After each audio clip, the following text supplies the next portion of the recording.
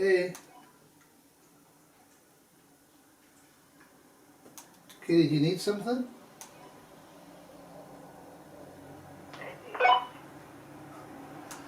I'll be right up.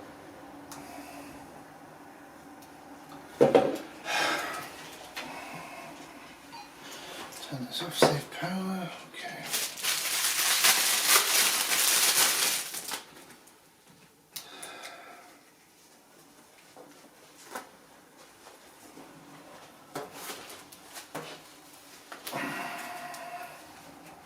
Running out of everything.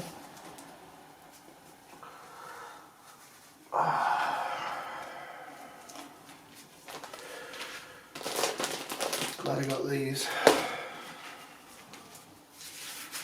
Wash them.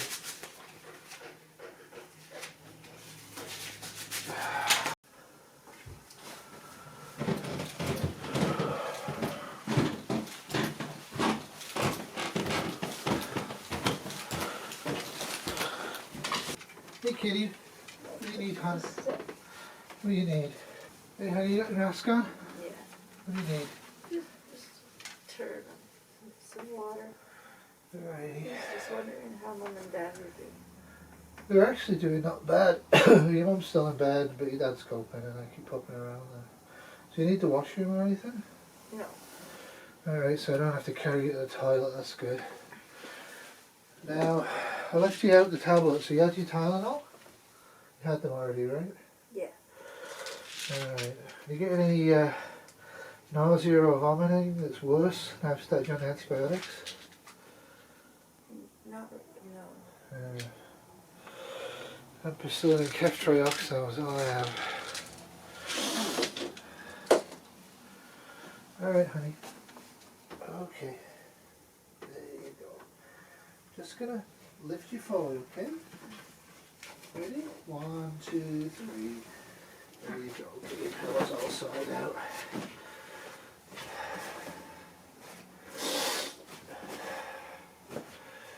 Boy, you're hot. Okay, I'm just going to lift you back, okay? 1, 2, 3. Okay, there you go. Just settle down for a minute.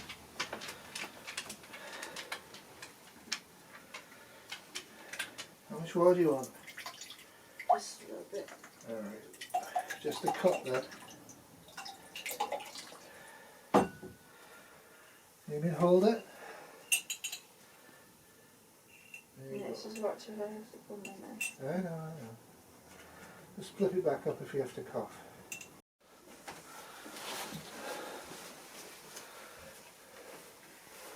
Okay, honey, I'm going to turn you around, okay? Just relax.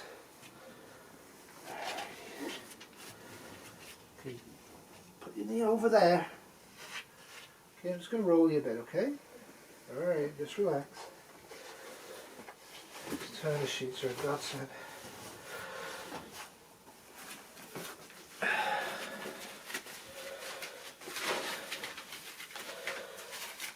Roll it up. Alright, I'm just going to move your leg.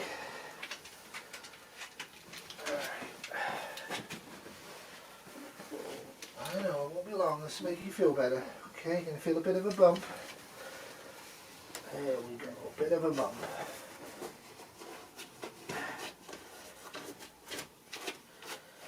Alright, I'm going to leave you on this side for a bit. I'm going to do a bit of physio on this side. I won't hurt you, but we have to do it, okay? Alright, I'll cover you up a bit.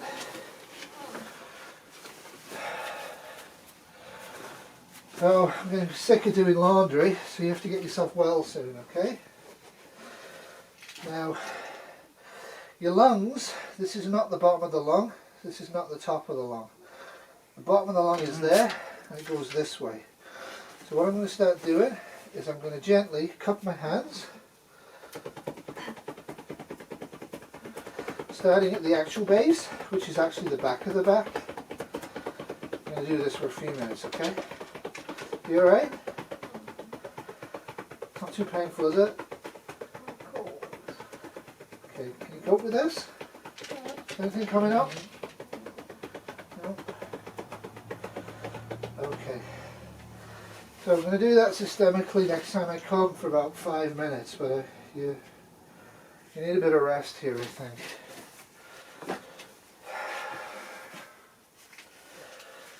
just going to prop you up a little bit.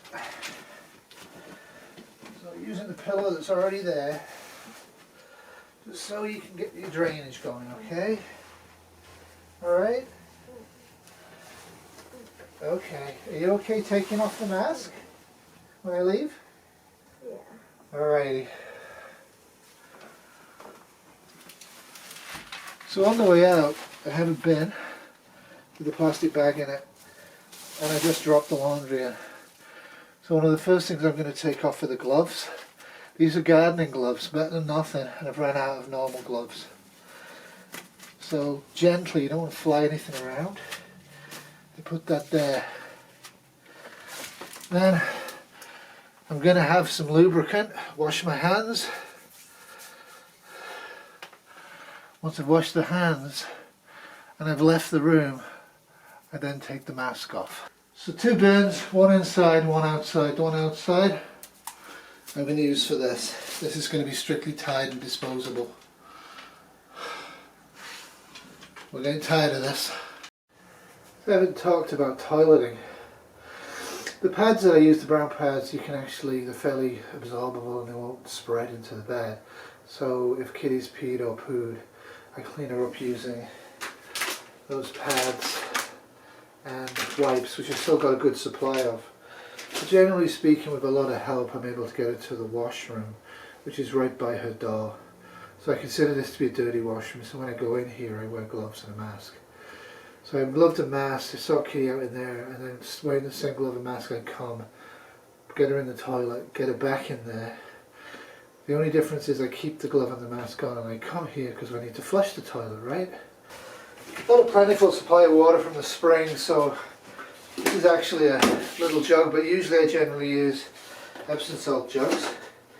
And you can put the water in there and flush it normally, which is what I've been doing. Or you can just do this.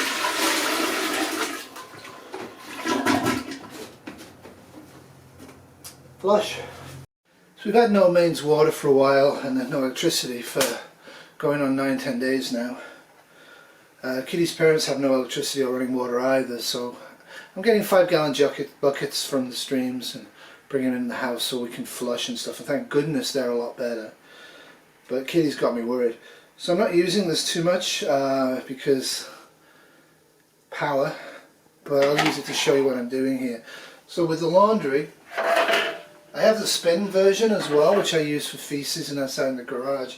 But this is what I'm using for normal laundry, the Avalon Bay Eco Washer, and I just drain it into the sink because the sinks are still draining. This has been a real force multiplier for me. We would have ran out of sheets, there's no question about it, and trying to hand wash them with a bucket and a plunger. I don't know if you guys have ever done that for a week's worth of laundry, but you'll find it very, very hard. We are obviously not washing stuff unless we really need to, and I'm hang drying it, which in early April takes a while because it's really cold. But at least we're not getting any rain yet, so and it's fairly windy, so it's working okay. If they're really wet, I'm wringing them out. This leaves the stuff soaking, like just drenched. But when I put it in the blue one and spin it, like the salad spinner type one, the big blue one that's from Avalon Bay, it comes out almost dry.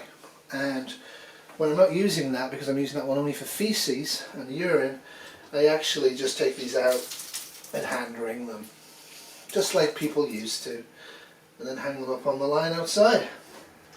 That's it, that's my laundry. 2019, pandemic, wave 2, still going on. Landlines are still intermittently working now. I've been checking into work on a frequent-ish basis. Hospitals are still closed down.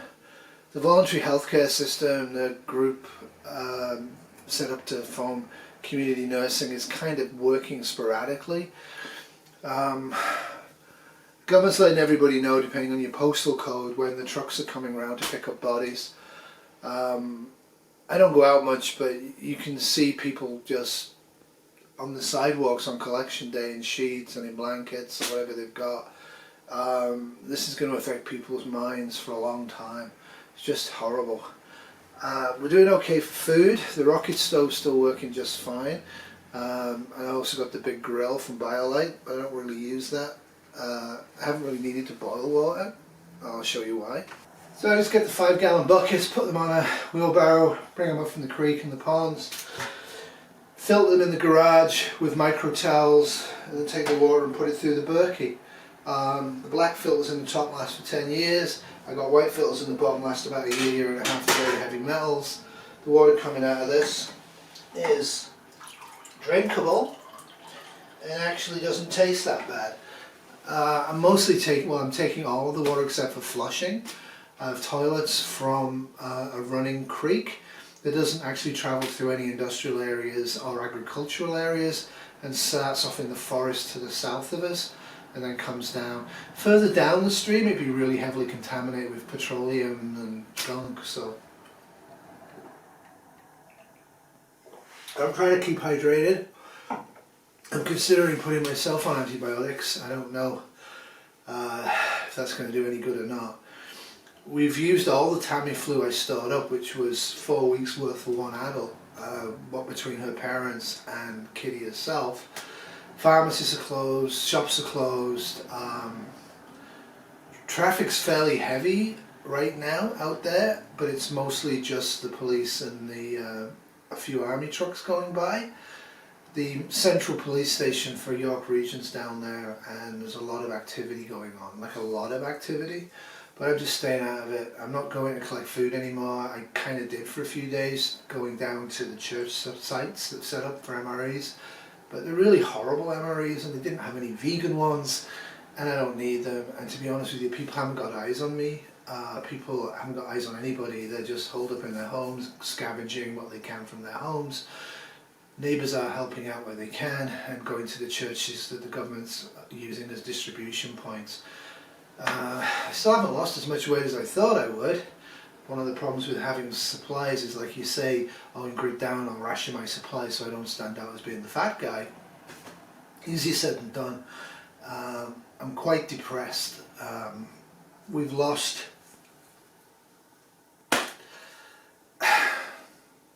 at least 20% of people we knew, people at work. Kitty is really, really ill. She doesn't complain much. The temperature is running at about 39 most days. Sometimes I can get it down to 38 too. Whatever that is in Fahrenheit is too high. 38.5 is far too high. I have enough aspirin, I have enough Tylenol, I have enough fluids for her, but I give her the antibiotics, ceftriaxone and ampicillin, and I'm thinking I'm going to maybe put in just general penicillin and maybe even, I don't know, she's not turning the corner, she's just getting worse and worse. And as she probably saw, she's not really even drinking. We did have a few IVI intravenous infusion setups. We used them on her parents and it seems to have made the trick. I wasn't making it up. John's doing great actually, but he's spending all his time reading his books, using the flashlights I gave them, and helping out Dot. Dot's very weak, but she's not ill. It's hard to explain it. She's not really got the flu anymore, she's just got really weakness after the flu. So anyway, I have to recharge this light, and I have to relax a bit.